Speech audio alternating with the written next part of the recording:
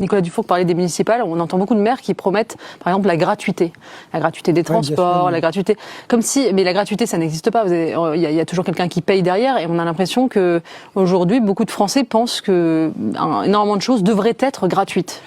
Bien sûr, vous savez, c'est Frédéric Bastiat qui disait que l'État, c'est la fiction par laquelle tout le monde prétend vivre aux dépens de tout le monde. Et effectivement, cette énorme machine, donc, qui brasse 57% du PIB, elle est complètement déresponsabilisante.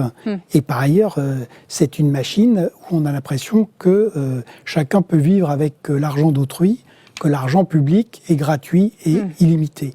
C'est pas un problème de droite ou de gauche, c'est vraiment un problème de modèle. Donc, le modèle économique et social français, c'est un modèle où il y a de moins en moins de production. On ne produit plus que 36% des biens industriels que nous consommons.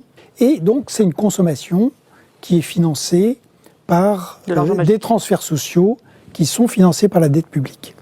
Et aujourd'hui, et c'est ce qui explique que politiquement, les choses soient aussi compliquées, c'est que 57% des ménages dépendent de manière déterminante dans leurs revenus des transferts sociaux. C'est vraiment insoutenable. Donc, est-ce qu'on va pouvoir traiter ce problème par nous-mêmes, ou est-ce qu'il va nous arriver ce qui est arrivé à l'Italie, c'est-à-dire l'étranglement financier qui fait que on passe sous la tutelle du FMI. Sarkozy l'a fait en Italie en 2011, puisque la retraite italienne a été réformée en décembre 2011 sur ordre de Sarkozy et d'Angela Merkel, qui ont convoqué Berlusconi, qui l'ont viré, qui ont nommé Mario Monti et qui ont forcé la réforme des retraites. Le nom comment la réforme des retraites en Italie, elle est passée de quel âge à quel âge ? 67 ans. 67 ans. Ah. 67 ans, ça s'est fait en 15 jours. Ils ont pris une professeure spécialiste de pension de l'université de Milan, Elsa Fornero, que j'interviewe dans le bouquin. Sa loi s'appelle Salva Italia, la loi qui sauve l'Italie.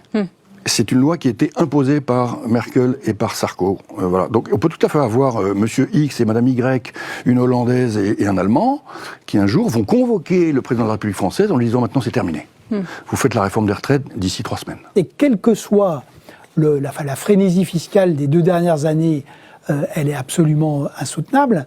On voit bien qu'il y a d'ailleurs toute une partie de ces taxes qui ne rapportent rien parce que la matière fiscale disparaît. La taxe sur les yachts, il n'y a plus un yacht, donc elle ne rapporte rien. La taxe là, sur les grandes entreprises, c'est 10 entreprises qui payent l'essentiel.